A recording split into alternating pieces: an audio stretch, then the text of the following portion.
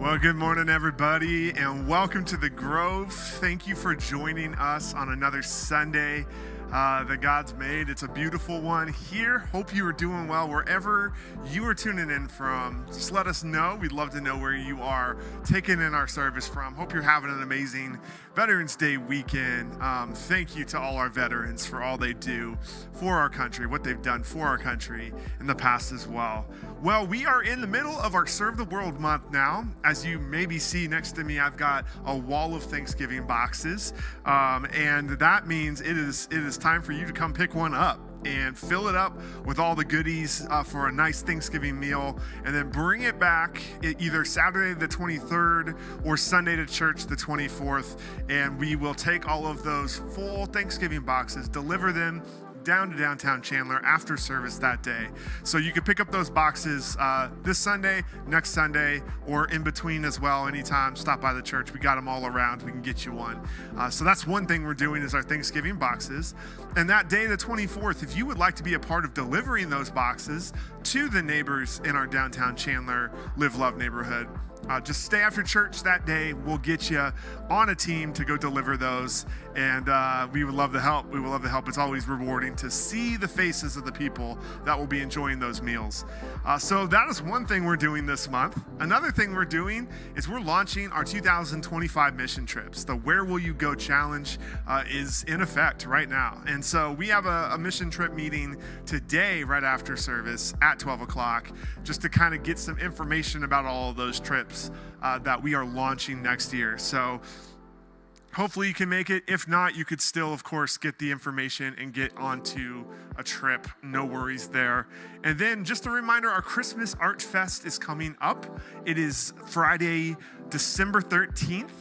And if you want to be a vendor that day, you want to sell your art, you want to sell crafts, something like that, you can sign up for that on our website or with our art group. They'd love to get you plugged in there and have your own table to sell your stuff. And so we would love that. That's one of the things that makes the Art Fest special. And then we also have our Artistry November Gallery. This is on November 14th at 6:30 in the art room. If you want to come, and all skill levels are welcome. Anyone can attend, so just come and check out and see what all the artists have been up to, and learn some more things about the art ministry here as well. So those are the main things that we have going on so far in November. Again, Serve the World Month is always fun. We have these shirts for sale. We sold out last week, which is incredible, and so he bought a whole bunch more that are out there. We have the team also going that have signed up last week to go to North Carolina to help with the hurricane relief. They are leaving, I believe, this week as well. And so we have a lot going on, a lot of good stuff that we're trying to further the name of Jesus to the world, try to show people that love as well. And so I love this time of year. I love as we get closer to Thanksgiving, we continue to keep our eyes and our minds on the people that we are called to love. And so as we continue to go through Jonah, Palmer's talking about that today. Who are some of the people that maybe we've perceived as enemies in the past? And Jonah was called to love his enemy. And he had a bad attitude at first, but eventually God got him mobilized to serve the Ninevites.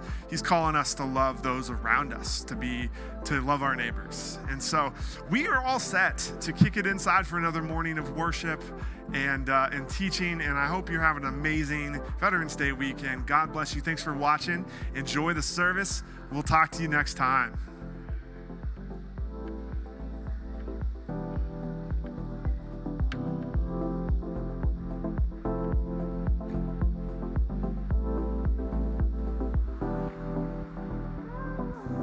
Good morning, Grove. Let's stand and worship.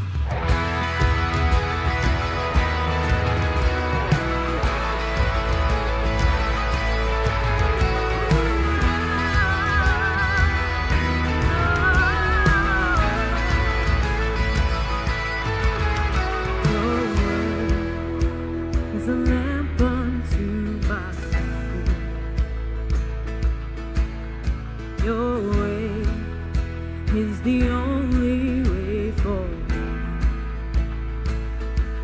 It's a narrow road that leads to life, but I wanna be on it. It's a narrow road, but the mercy's wide, 'cause you're good on your promise.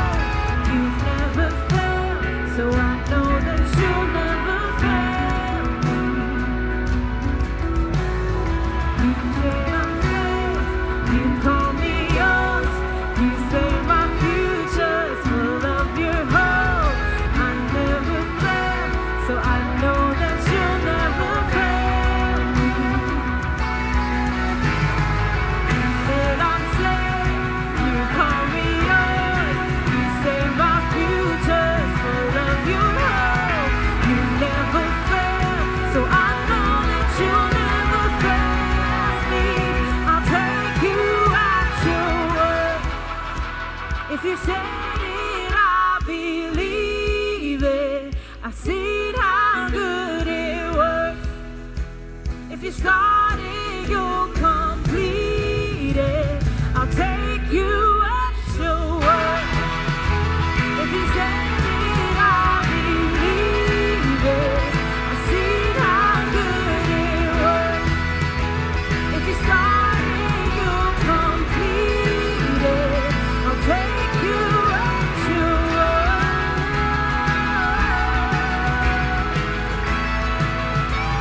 I'll take you at your word.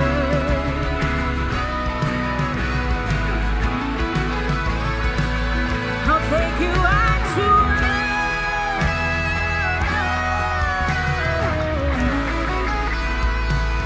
I'll take you at your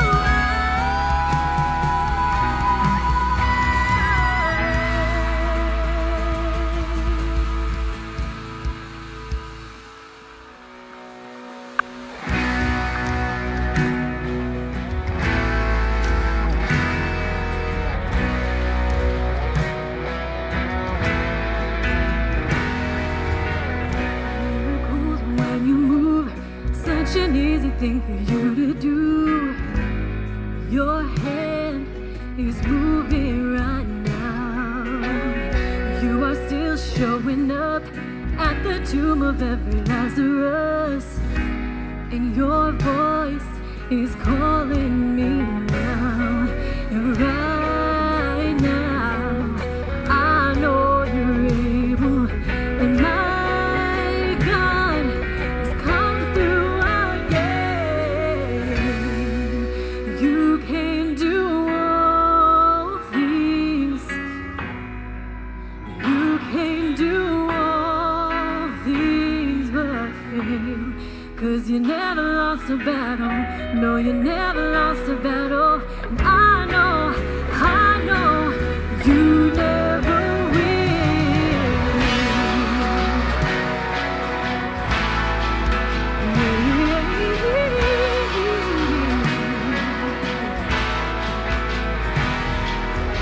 Everything's possible by the power of the Holy Ghost.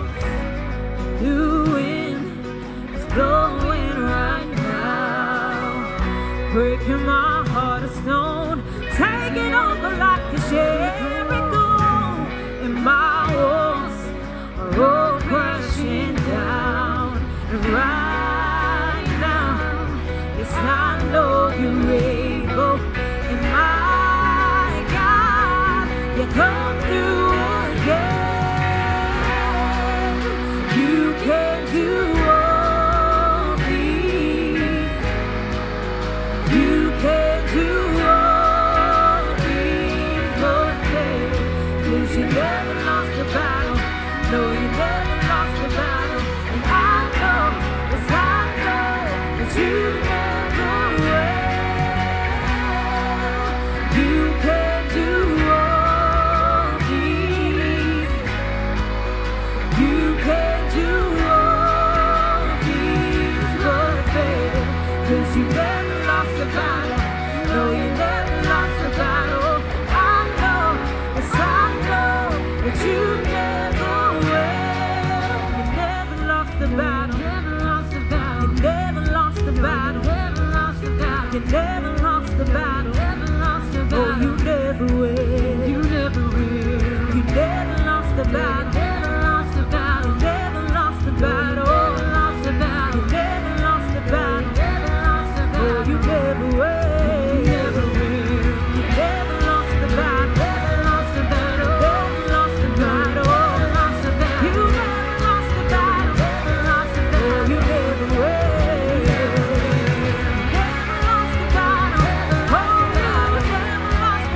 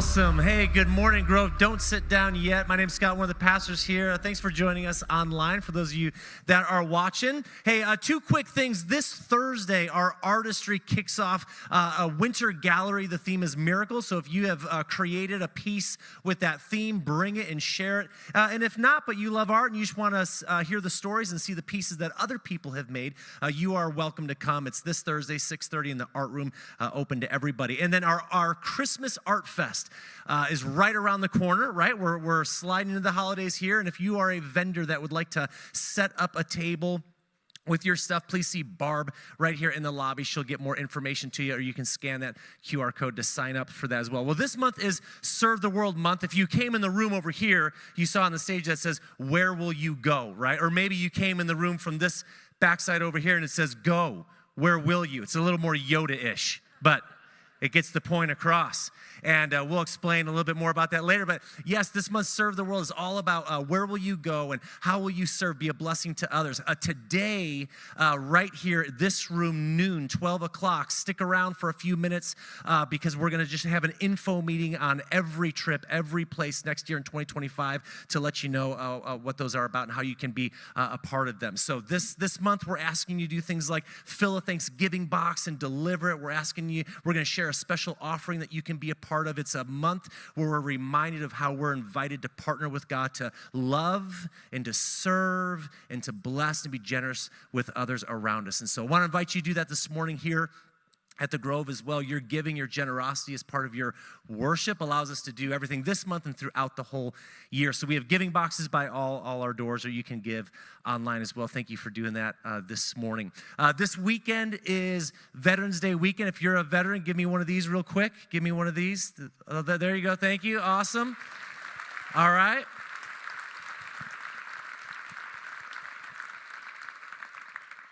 Perfect. So before you sit down, go find one of those people that just did a little wave and thank them for serving.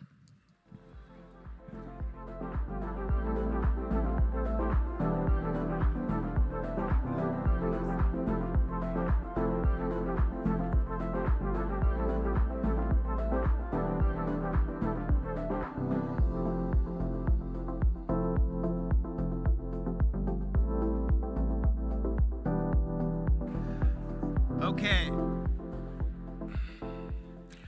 All right, everybody. Well, it's good to have you here this morning during our Serve the World Month. We have two special guests here this morning. This is Blessings Chibambo and Dan Lenz. Can we welcome them this morning? Okay. And for those of you that don't know, Blessings has been the director of Live Love for many, many years. The Grove has partnered with Blessings. And just a year ago, he was also named the campus director of African Bible Colleges. Can we applaud that? It's a great new role that he has. He's leading well. Blessings, what does it mean for you to be the campus director at ABC? So we have three entities on campus. We have the clinic, the academy, but also the African Bible College itself. So I'm the overall leader, but also just making sure things work and then just being there for anything that happens. Making sure everything works. Thank you, Blessings. He's doing a phenomenal job leading. And Dan Lenz and I grew up in Liberia on the African Bible College campus, and then when he was in college, he was in my college ministry in Wheaton, Illinois, and with his wife, went to Cuba 3 times, and then Dan and his wife moved back to Malawi. He was the first headmaster of the ABC Academy, and now, as of 6 months ago, Dan is the vice president of African Bible Colleges. So Dan, good to have you here with us. Tell us just a little bit about your role and what it's been like coming back to serve with ABC. So I'm so happy. You're switching. I'm so happy to be here. Palmer didn't mention, Palmer was also in my wedding. And Palmer, I don't know if I've ever told Palmer this, but Palmer was a big part of our wanting to be missionaries because we went on those trips with Palmer to Cuba, and that's what God used in our lives. So I'm going to steal something Blessing said. Main part of my job is making sure everything works. We have campuses in Uganda, Liberia, and Malawi. In Uganda and Liberia, we have colleges And in Malawi, as Blessing said, we have many things going on. So I've also been involved in recruiting. I'm doing that, and then member care, and just making sure everything goes well in all the campuses. Good. Thank you, Dan. Glad you're here today. And Paul, this is our Serve the World month. What's the challenge that we're putting in front of our people this month? So as you've heard, where will you go? If you've been at the Grove for a while, you know that we are a going church. We have windows around on purpose to remind us that we are not called to stay here. We are called to be sent. Whether that is serving in downtown Chandler or in your neighborhood or around the world. Over the next 3 years, we're putting together a program where we're asking all of you, every single person in the room, to first of all go to Malawi, to sign up and to come. All ages, all excuses, come and serve in Malawi. Whether it's for a week or two, we've got construction teams, we have our family team, but then to begin praying about some of you actually serving and living on the ABC campus and becoming teachers, working in maintenance, being a doctor that is serving over there. So we would ask you to just ask yourself, how can I go? And can I go now? Okay. Dan, if someone was interested in serving with African Bible colleges in Liberia, Uganda, Malawi, what do those opportunities look like? So I think when people hear the word college, they think of professor, but we also have many other needs. We're starting a STEM school, so we need scientists, technology teachers, math teachers. We need teachers at the academy. We need people, doctors, nurses, technicians at the hospital. Pretty much any skill you have, we could use. Yeah, and now ABC has block courses. If somebody wants to just teach for a month, or if you just want to come serve, we have an audiology department. We have a eye clinic and dental office. So, I mean, you name your passion and skill, we need you, right? Okay, and then Blessings. Blessings for the last 2 years has been helping us get ready to build this STEM school. We took our first offering for it 2 years ago. We're still raising the funds, but in the meantime, we finished the plans, and Blessings got them approved by the city. And let's go back to the picture of the building right there. And Blessings just got the plans approved by the city of Lilongwe to build, but we can't break ground yet. So tell us what the need is and why is this so needed in Malawi, Blessings? As some of you, STEM stands for science, technology, engineering, and mathematics. And it's something that we've been lacking, actually, the whole of Malawi. There's no high school in Malawi that has such. And therefore, ABC will be the first to start a Christian STEM high school, which means it's gonna open a lot of doors to not only our students at the academy, not only the people around us, but the whole of Malawi and the whole of the world. Yeah. So it is really needed because we are behind on technology, we are behind on science. Actually, there's only one college, university that does STEM, but on a very small scale. Yeah. So this will boost a lot of things, especially opportunities in science, technology, engineering, and mathematics in Malawi. Love it. So, I mean, the need is huge. And computer science is spreading around the globe, of course. We want to help, for example, build up the next generation of girl coders in Africa, in Malawi. There's no reason we can't do that. So, church, let's get behind this. Dan, coming back to you, you've watched people's lives in Africa change, but you've also watched people who go to serve their lives change. What does it look like from your perspective, being on both sides if someone goes to serve with us?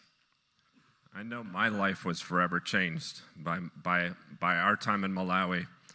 And when I was in Malawi just last month, I met one of our teachers. Her name is Yaen, and she's Malawian, and she was teaching at a highly regarded school in Malawi, but she knows Jesus, and she's loved.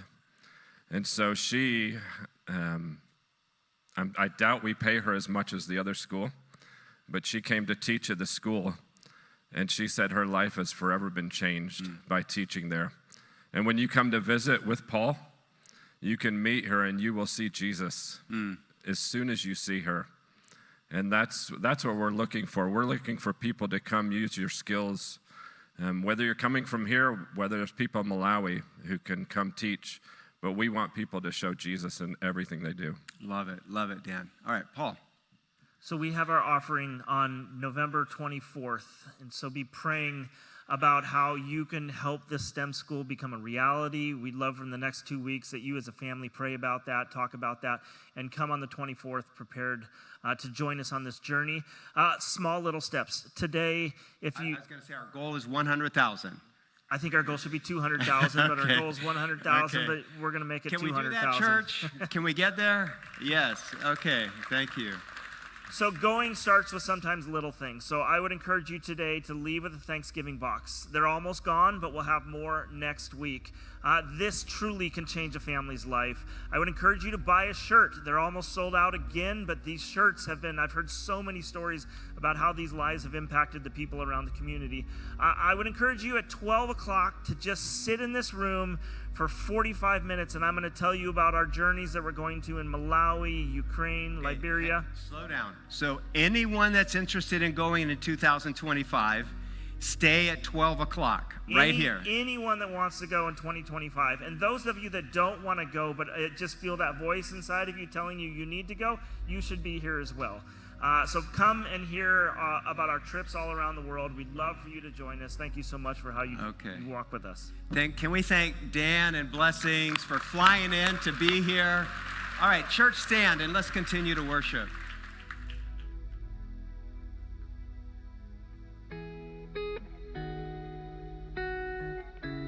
This is an original song, so catch on if you can.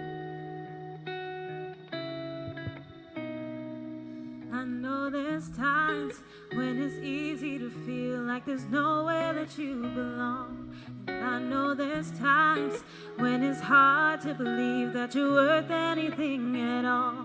And I know there's times when you look in the mirror and only the lies are in view. Wish you could see yourself the way that God sees you. 'Cause you are loved no matter what, just the way that you are. And you are treasured by the one who knew you right from the start. And there is nothing you can do that'll make him turn away from you. You are loved no matter what. All right, let's get some clapping going.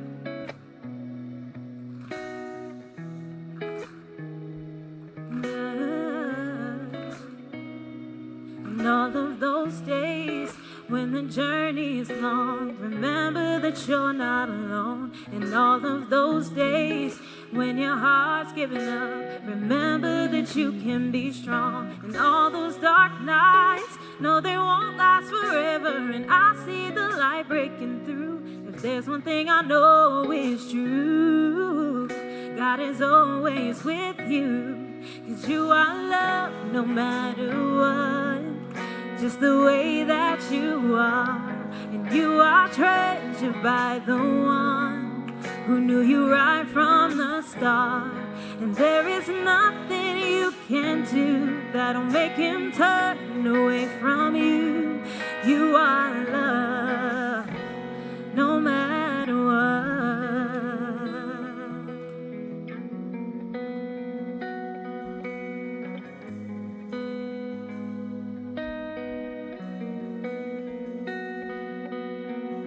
When you're broken, he sees you as beautiful. When you're hurting, he's right where you are.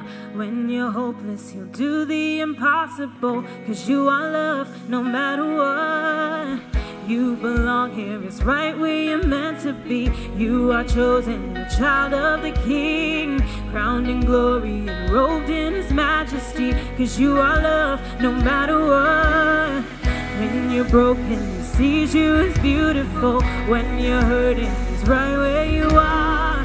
When you're hopeless, he'll do the impossible. 'Cause you are loved no matter what. You belong here, it's right where you're meant to be. You are chosen, the child of the King, crowned in glory and clothed in his majesty. 'Cause you are loved no matter what.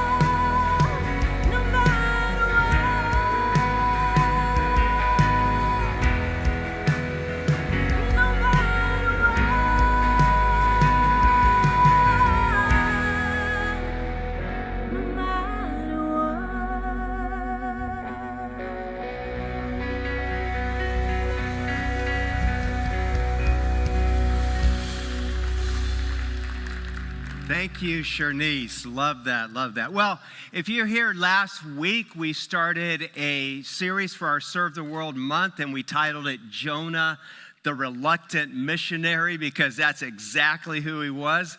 And this week, we want to look at this idea on how to love your enemies. Because really, that's at the root, at the very bottom of the Jonah stories, that Jonah was sent to love and show compassion to his enemies. And finally, in the Jonah story, where we're picking up today, Jonah finally makes it to Nineveh. And reluctantly, he makes it to Nineveh. And he gets there and he gives, in my opinion, the world's shortest sermon. You know, he just doesn't put his heart into it. But it's a short, powerful sermon. It's pretty much, we're all going to die. That was his message. And he's like, it's just doom and gloom for Nineveh. And he seems excited about it at first. Anyway, here's what he says. Jonah chapter 3, verse 4, and I'm going to start in verse 4. On the day Jonah entered the city, he shouted to the crowds, 40 days from now, Nineveh will be destroyed. You see what I'm saying? We're all going to die. Verse 6, when Jonah's warning reached the king of Nineveh, he rose from his throne, took off his royal robes, covered himself with sackcloth, and sat down in the dust. This is the proclamation that he issued to Nineveh. By the decree of the king and his nobles, do not let people or animals or herds or flocks taste anything. Do not let them eat or drink, but let people and animals be covered in sackcloth. This is the only place in the Bible we read they're so desperate they're covering the animals, or they're making them mourn. Let everyone call urgently on God. Let them give up their evil ways and their violence. Who knows? God may yet relent and with compassion turn from his fierce anger so that we will not perish. And then look at verse 10, move down to there. When God saw what they did and how they turned from their evil ways, he relented and did not bring on them the destruction that he had threatened. But turn over one page in your Bible, chapter 4 and verse 1. Jonah's not happy. This change of plans greatly upset Jonah, and he became even more angry. So he complained to the Lord about it. Didn't I say before I left home that you would do this, Lord? That is why I ran away to Tarshish. I knew that you are a merciful and compassionate God, slow to get angry and filled with unfailing love. You are eager to turn back from destroying people. Just kill me now, Lord. Okay, look at this is bad attitude, Jonah, isn't it? Just a miserable guy. And he sits under a bush and he complains. And why is he so mad at God? Because God had spared and showed love and compassion to Jonah's enemies. So why are the Ninevites? Why does Jonah dislike the Ninevites so much? And you have to understand that Nineveh is the capital of Assyria. So Assyria and Nineveh is the same thing.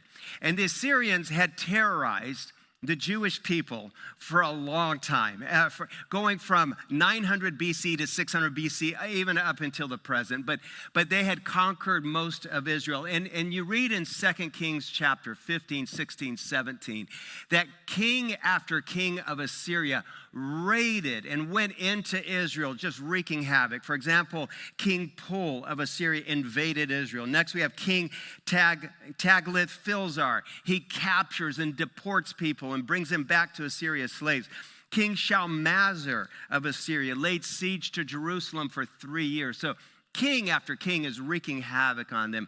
And so the Assyrians now are the enemy of the enemies of the Jewish people. They can't stand them. They are the despicable ones. They are the ones that everybody hated in town. And Nineveh, and when God says go to Nineveh, Nineveh is the capital of Assyria. Nineveh is the center of the beast. And God is telling Jonah to walk into Nineveh. And Nineveh's like, what? Hang on, God. Not into Nineveh, man. You know we can't stand those people. And they spoke a different language, the Assyrians. They worshiped a different gods. They were on the other side of the river, on the other side of the Jordan River. Assyria is modern-day Syria. It's on the other side of the Sea of Galilee. And now God is saying, go there and rescue them and bless them and let my love come down on them. And Jonah's like, are you kidding me, God? These are the canker sores of my life, these people. They are the blister on the heel of my existence, and you want them to bless them. And so Jonah, what does he do? He runs away to Tarsus. But then, of all the bad luck in the world, the fish spits Jonah back on the shores of Nineveh. What does this show us? It shows us ultimately that God is in charge of it all. It shows us who is in charge of it all. I have this key idea on the screen that I hope sticks with you today, just a thought to grab onto. The Jonah story shows us how badly God wants to redeem and love and show compassion even to our worst enemy, even to people we think we should despise and reject. And that's at the root of the Jonah story. I think this idea that we're talking about today, loving your enemies like God calls Jonah to, is one of the most powerful aspects of knowing God and following Jesus. It's so basic and rudimentary and fundamental to what it means to being a follower of Jesus Christ, is that I find a way to love people who everyone else is against. And here's what's so powerful about this story. This story is not about one person. So don't think this story is just about Jonah. The whole premise of the story isn't, can Jonah love his enemies? The question is, can all of God's people love his enemies? You know, that's the question. There's this subversive question running under the story, is that can you and I, can we love and show compassion to people who everyone else in our society, at work, in our city is against and opposed to? And can we become God's channel of blessing for their lives? The Jonah story ends with a question, and it's a question from God, and I have to read it to you. Then God, this is chapter 4, verse 10, then the Lord said, you had compassion on the plant. Jonah's still complaining, by the way. And he says, which came up overnight and died. He said, then here's the question. Should I not also have compassion on Nineveh, where there are more than 120,000 people? And so that same question sits for you and me today. This is God's question. So you're saying, Jonah, or God is saying, so you're saying I should not have love and compassion for, and now you fill in the blank. You fill in the blank. You think about that people. Who is it that you're saying, God, are you serious? I can't do that. All right, so as I think now the question for you and me is, can we love people who you've been against, or who our society has been against, or who your neighbors have been against, or your coworkers, or you've been told to be against? Can you show love to them and bless them? Here's the most powerful thing about this Jonah story. Don't miss it. It wants to blow up our stereotypes and our biases and our prejudices, and remind us that God's love is for everyone, not just the people that we like. All right, so when you read the Jonah story, I think it forces us to wrestle with several questions. And the first question that I want us to think about is, who is my enemy? Well, as I ask that to everyone in the room, who is your enemy? And I know you're sitting here this morning going, Palmer, that's such a harsh word. You know, why you have to be so direct about it? You know, and you're thinking, I'm a nice person. I don't have enemies. But I think you do. I think we all do. I think there's always people in our lives who we've been against or think lowly about. I think we all have, whether it's a person or whether it's a people group or a demographic. I think all of us, like Jonah, have our enemies. So when you hear the question, who is my enemy? Be honest with yourself. Who comes to mind? Is it an individual? Is it a group of people? Is it a kind of people? Who is your Ninevite? That's the first question. Who is my enemy? The second question is this. Why do I have to love my enemy? Why is this so important to God in the Jonah story? I think Jesus was the best at answering this story. Here's what this question. Jesus says this in Luke chapter 6. He says, if you love those who love you, what credit is that? He said, even sinners, people that don't know God, they like people who love them. And if you do good to those who do good to you, what credit is that, you know? Even sinners do that. Verse 35, but love your enemies. Do good to them. Bless them. G.K. Chesterton was a 20th century theologian from England, and he says this about loving your enemies. The Bible tells us to love our neighbors and also to love our enemies, probably because they are generally the same people. I don't know about you and your neighborhood, but that's often true. I think when you look at the life of Jesus, I said Jesus is the best at answering this question of why do I have to love my enemy? Because Jesus gives us this living theology of loving people who everyone else is opposed to. Jesus made a habit of accepting, embracing, going toward the outsider and the outcast and the other. And this is so key. Why must I love my enemies? Because love for other people, especially those you've been against, is the greatest evidence of love for God. And that's how writers in the Bible like John, the Apostle John, says this in 1 John 4:21. He says, anyone who loves God must also love their brother and their sister. You see what John is doing here? He draws a straight line between loving people who you don't like so much and loving God. If you say you love God, then you have to love even those people who are difficult, or even those people that you don't like. Matthew 22, Jesus replied, verse 37, love the Lord your God with all your heart, with all your soul, with all your mind. This is the first and greatest commandment. You know that part. And then he says, and the second is this, love your neighbor. Love your neighbor. And as soon as he says this, someone very astute raises their hand and they want to challenge him, and they ask him, well, who is my neighbor? Do you remember this? And then when they ask, who is my neighbor, do you remember? That's when he tells the story about the Samaritan. In other words, the Samaritan is your neighbor. And the Jews despised the Samaritans. You know this. They couldn't stand the Samaritans. The Samaritans were the people of another race. They spoke another language. They worshiped another God. So there wasn't a Jew that cared just a penny, a cent for the Samaritans. Now, maybe what you don't know about the Samaritans is that the Samaritans and the Assyrians are the same thing. Because the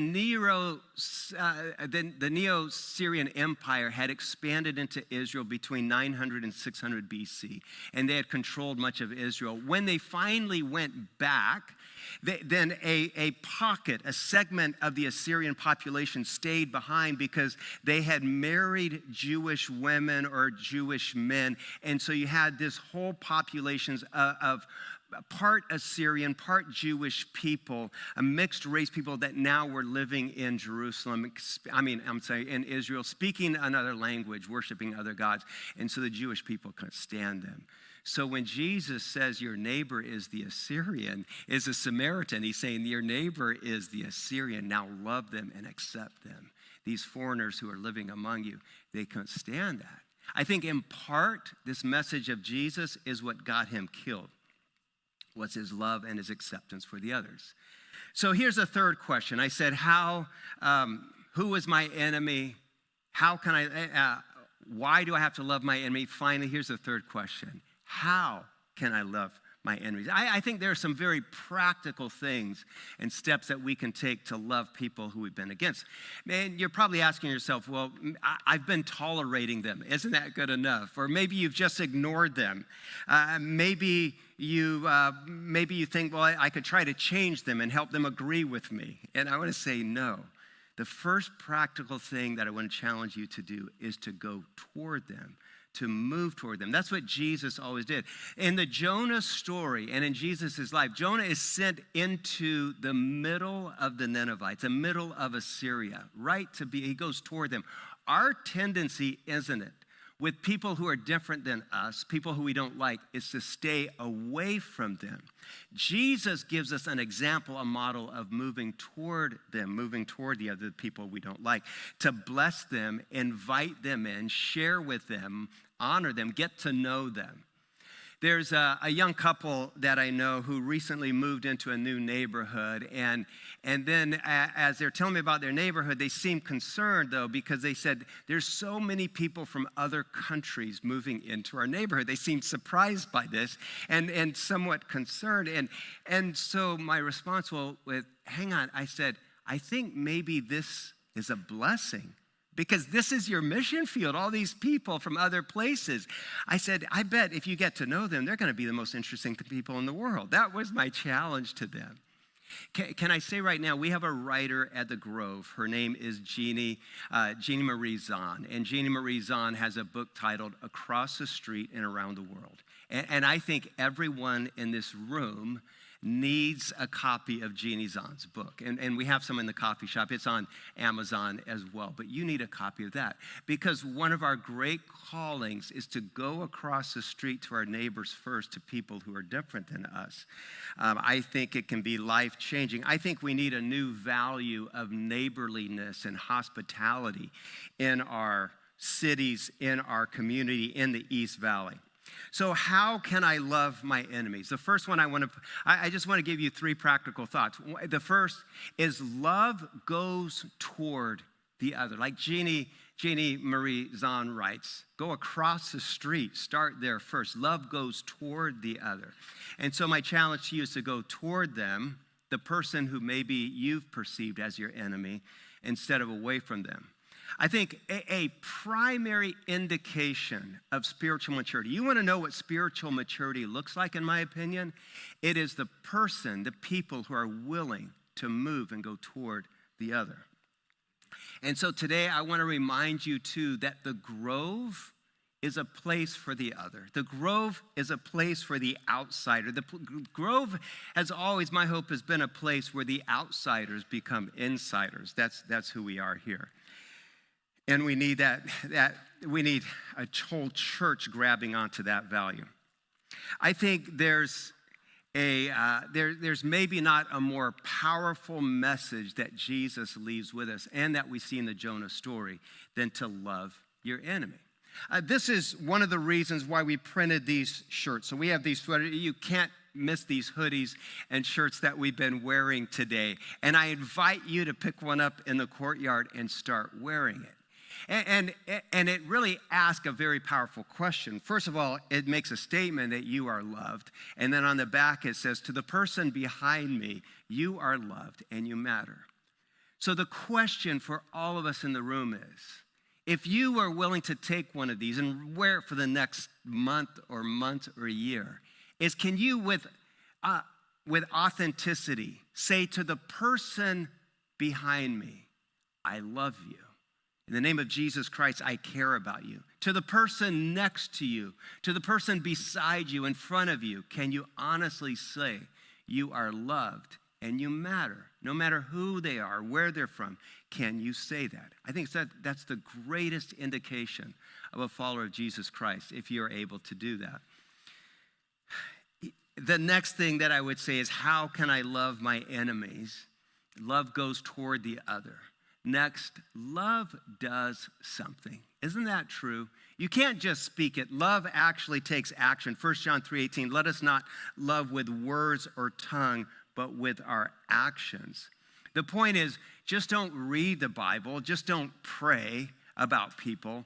Don't just hear messages about what we should do, but actually do something. I think the Holy Spirit, every week, if not every day, is prompting you in different ways to show the love of Jesus Christ to someone near you. And so many times we ignore it. My challenge is to act on it. Love does something. Finally, I want to say, love always changes you. My experience and all my years of being a pastor at the Grove is this. This sums it up right here. Is that when we as God's people commit to loving our enemies, or people we've been distant from, or we've been away from, it changes us. It changes me. It makes me a different kind of person. I say this last one here, love always changes you. I say it with great conviction, because this is the story of my family. Over the years, I've shared bits and pieces of my family story, but maybe not all of it. When I was small, about this big, we lived in Los Gatos, California. Los Gatos, some say, is an affluent corner of the Silicon Valley. When my father was here and he would preach, maybe you remember him talking about that he grew up with a silver spoon in his mouth. He came from a very affluent family. His grandfather was the founder of a Fortune 500 company. His grandfather was one of the most successful businessmen in the entire Bay Area.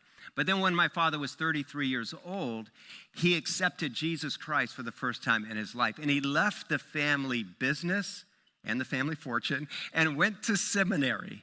And after seminary, one of the first churches that he was given to interim pastor was a church in Berkeley, California. So we're living in Los Gatos, but my father is driving almost an hour to Berkeley to pastor a church. And my parents say that this was a small urban church on the edge of Oakland. It was mostly African American. So that was one of the first churches that he led. And we're there for just maybe 2 years. And then my father accepts a pastor position of all places, Picayune, Mississippi.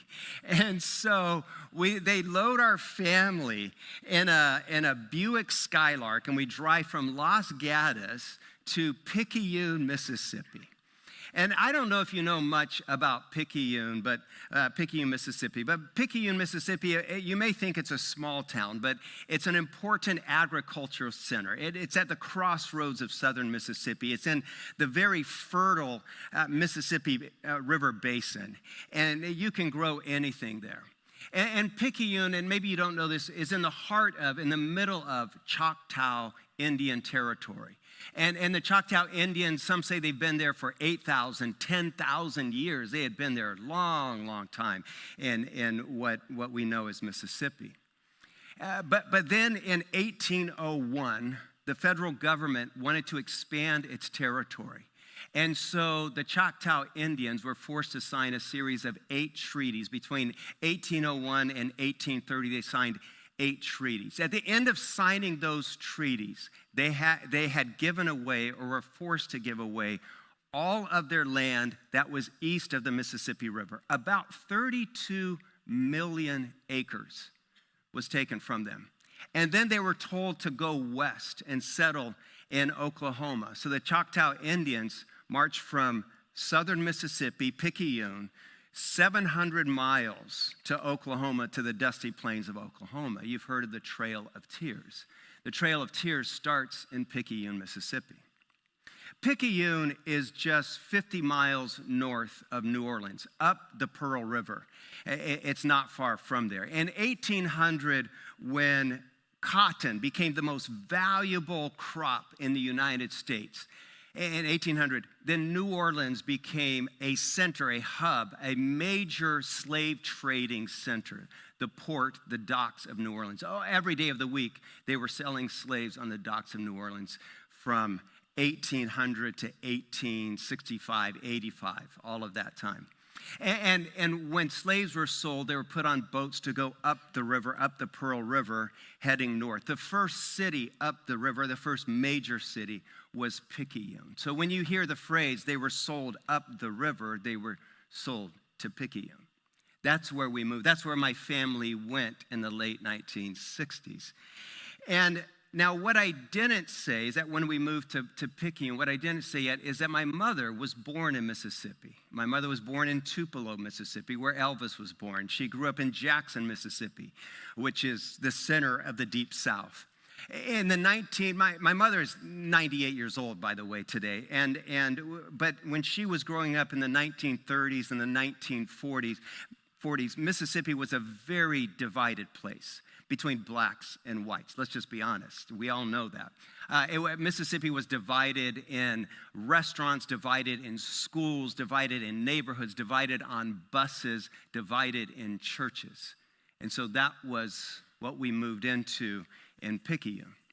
When we got to Picayune, my mother, and I called her Friday just to say, hey, remind me about what things were like in Picayune. And so she starts telling me. On Wednesdays, she started taking a group of women door to door to knock on doors. They called it calling back then. She tells me all the time, Palmer, you need to go calling, by the way. But they go knock on people's doors in the neighborhood to ask, can we pray with you? And then they would invite them to church. And she says that she knocks on one door, and an African-American woman, a black woman, answers the door, and she invites them in. And so she comes in, and she sits in this African-American woman's home.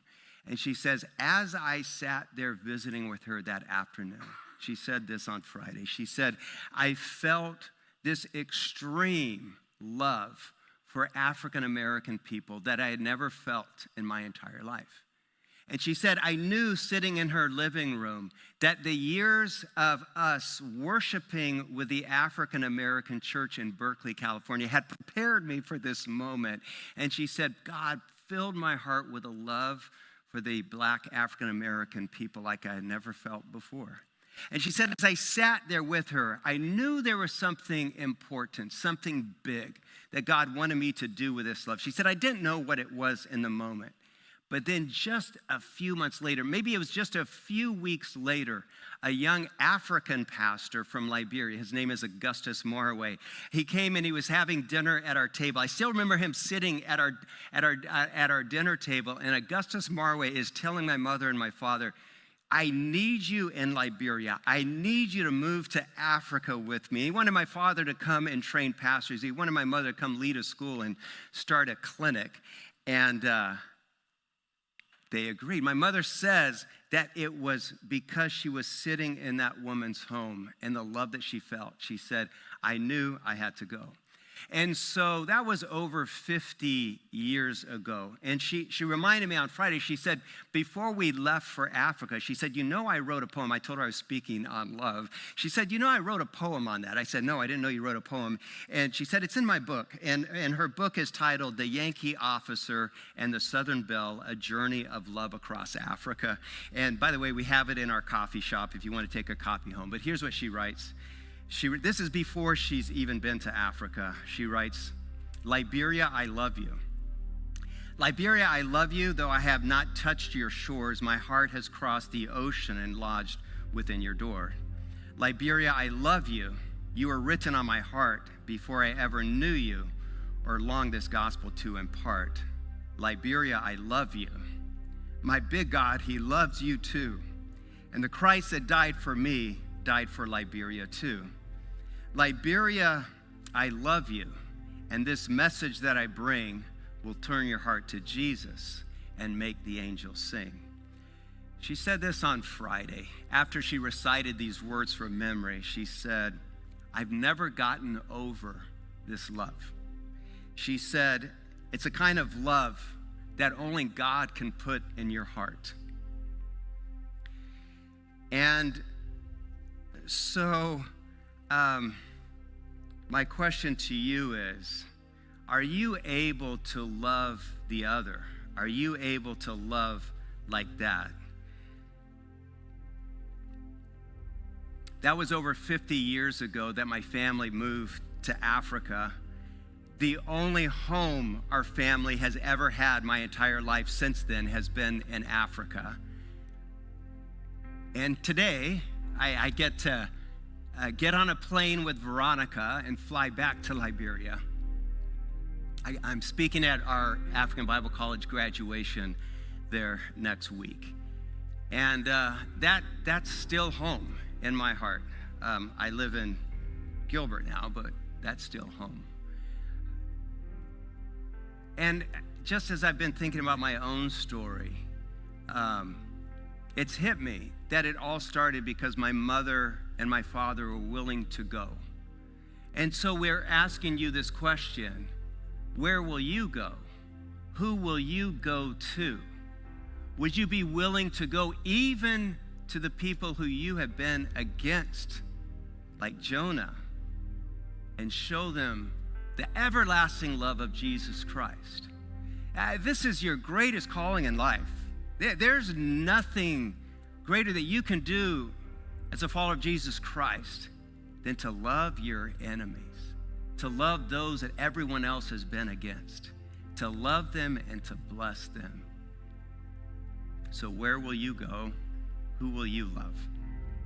I want to ask you to stay seated for the next minute. Please don't leave. Just hang on. We have a challenge for you before you go. But Shernice has offered to do this song that talks about the unfailing, the powerful love of God and how we can show it too.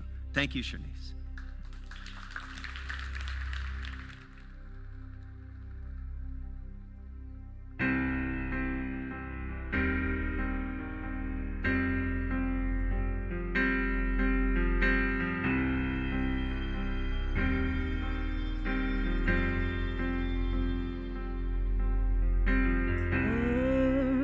Two sides to every story.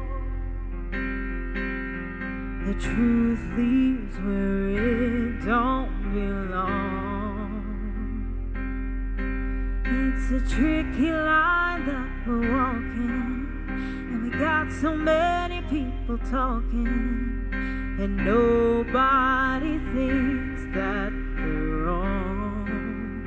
How you gonna love someone if you don't forgive them? How you gonna hear what they say if you never listen? How you gonna stand up when the world wants you kneeling? How you gonna live out the words you're preaching if you don't believe it?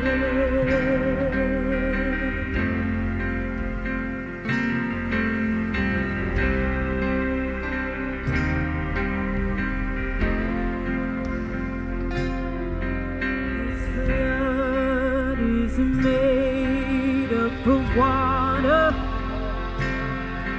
but somehow we all drown away. We make the ugly things so pretty, and the innocent so guilty, and all of those games that we play. How you gonna love someone if you don't forgive them? How you gonna hear what they say if you never listen? How you gonna stand up when the world wants you kneeling? How you gonna hear the words you're preaching if you don't believe it?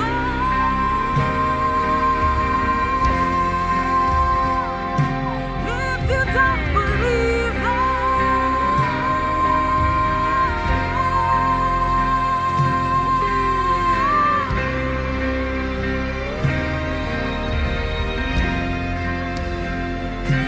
If you don't believe it, how you gonna love someone if you don't forgive them? How you gonna hear what they say if you never listen? How you gonna stand up when the world wants you kneeling? How you gonna live out the words you're preaching if you don't believe it?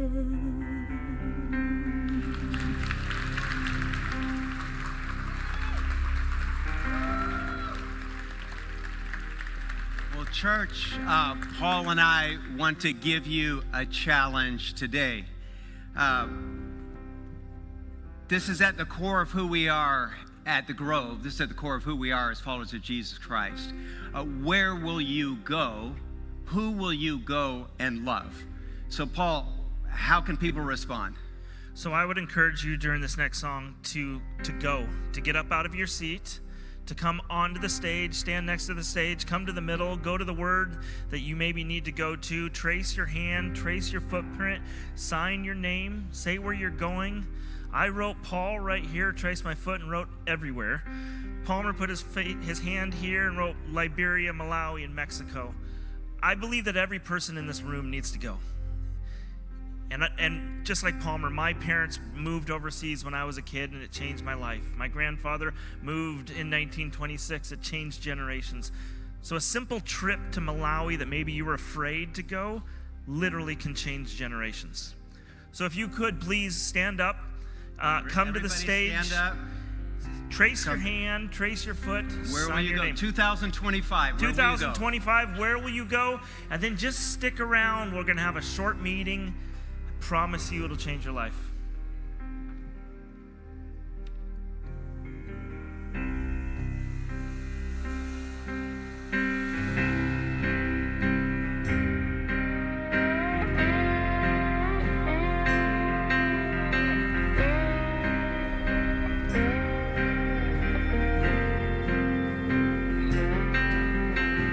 There are two sides to every story. The truth leads where it don't belong. It's a tricky line that we're walking, and we got so many people talking, and nobody thinks that they're wrong. How you gonna love someone if you don't forgive them? How you gonna hear what they say if you never listen? How you gonna stand up when the world wants you kneeling? How you gonna live out the words you preaching if you don't believe it?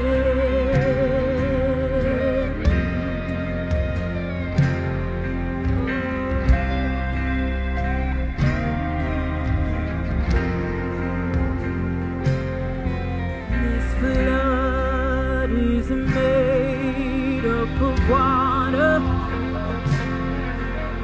but somehow we all drown away. We make the ugly things so pretty, and the innocent so guilty, and all of those games that we play. How you gonna love someone if you don't forgive them? How you gonna hear what they say if you never listen? How you gonna stand up when the world wants you kneeling? How you gonna live out the words you preaching if you don't believe it?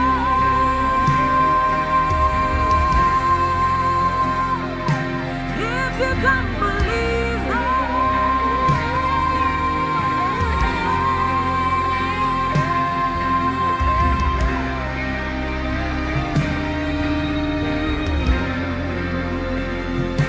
If you don't believe it, how you gonna love someone if you don't forgive them? How you gonna hear what they say if you never listen? How you gonna stand up when the world wants you kneeling?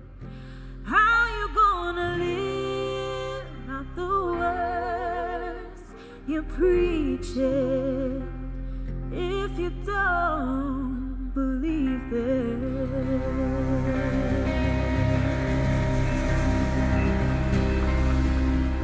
Thank you guys for worshiping with us.